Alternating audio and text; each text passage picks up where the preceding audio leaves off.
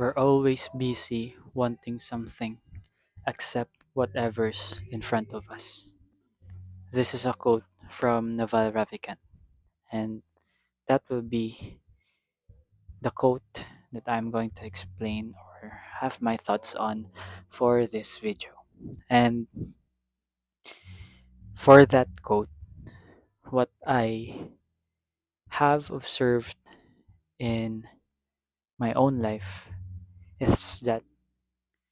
whenever I achieve something, for example, if I find it hard to celebrate a thing or achieve a thing whenever I achieve a thing or the success that I have in my life. For example, I recently graduated, passed the board exam, got my license. If you're like me, you find it hard to really celebrate it and be, have that genuine celebration be- because you think that it's not, or you're just not used to really celebrate it with a fully embracing and a happy heart, and find it hard to find joy in the things that you achieve in life because you were taught by the school system ever since you were a little kid that in order for you to be recognized is for you to achieve some sort of high achievement. So for example, you were the top of your class, you belong to the top 10, and your grades are all of above 90 and all kinds of stuff. So having having that said, in relation to the quotes, to the quote for the day, I think it it makes me remind myself of, or help me understand, that we humans are not satisfied, or our brain is not built to be satisfied on achieving one thing. So if our brain was like that, if there's only one achievement to achieve or to work on, then there will be no progress in this world. Because if you look back, humans started from the resources in the nature, using that as a tool to progress in the wildlife. And then as the humans become more intelligent and adapt to the nature and have organizations, tribes, the continuous development and creation of different things that have helped to progress the way we live right now. We are on the constant chase of something bigger and something better for our lives to be easier. So I think it relates to that quote because we are wired to have this, or be in this hedonic treadmill where we're in, after we have achieved something that made us feel happy. For example, let's put it in a scale of a 10, and 10 being the happiest you are. When we are at our happiest moments, for example, you graduated, you were promoted in your job, you feel this moment of happiness, and then the next day comes, then from the 10 out of 10 happiness level, you go back to this okay 7 out of 10 or 6 out of 10 happiness, your baseline happiness. And you you go back to this routine again, except you were promoted, you achieved this thing, and then you look for another next big thing that you will want to achieve. And the cycle goes on as we achieve bigger and bigger things and achieve the things that we strive for. We will look for another one, and then another one, and then another one. it's an endless chase of this achievement or success, and it's really hard to be stuck and not, or to be clueless about this hedonic treadmill of being in a cycle of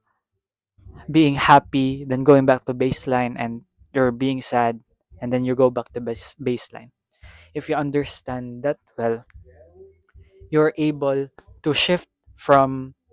worrying about the future and thinking about the past, getting depressed about it, and you, if you shift your mind and understand that the way our mind works, the way humans behave in this world that we are living in right now, the way our minds work, you are able to cherish or to appreciate the present moment, because whatever it is that you worry about, may it be the future, may it be the future, or may it be the past, there is only this present moment. And if you are looking for that another high, another achievement, and then you go back to baseline, it doesn't feel that much, you don't feel that much joy, except, or not until you try to really be in the moment and accept that after this moment of being happy, or this high moment or ecstatic feeling that you have, you will go back to baseline. You will prepare yourself for that another day to day things that you do, and you're also preparing yourself also for things that will make your happiness level go down. You will be sad and all. So as you understand these highs and lows of life, you are you are still wanting something to improve in your life, to have things that you want to acquire,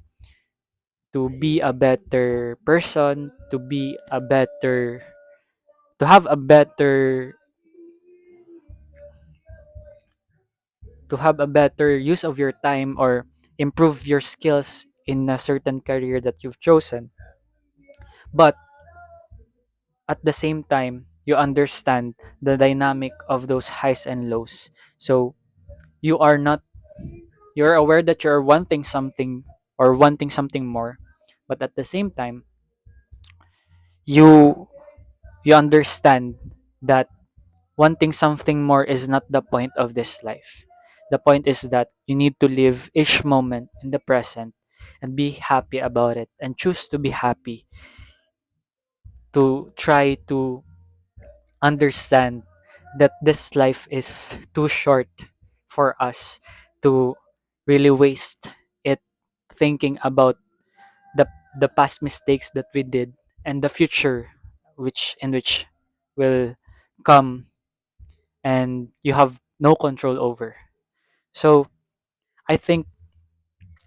what Naval Ravikant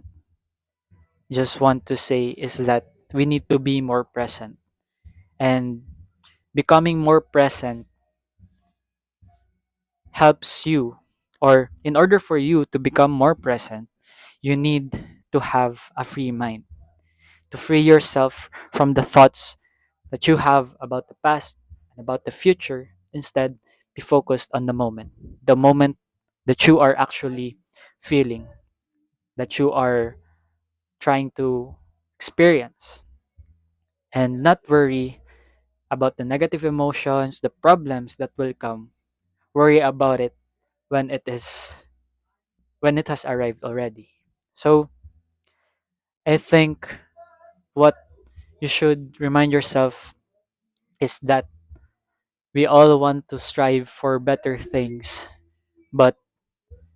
ultimately, as you strive for this career path, this new goal that you want to achieve, you want to be as present as you can, so that as you try to achieve each one of these things, you're able to enjoy the process, the ups and downs, and all the things that comes with it.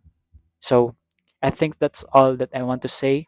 and I hope to see you on the next video. Goodbye.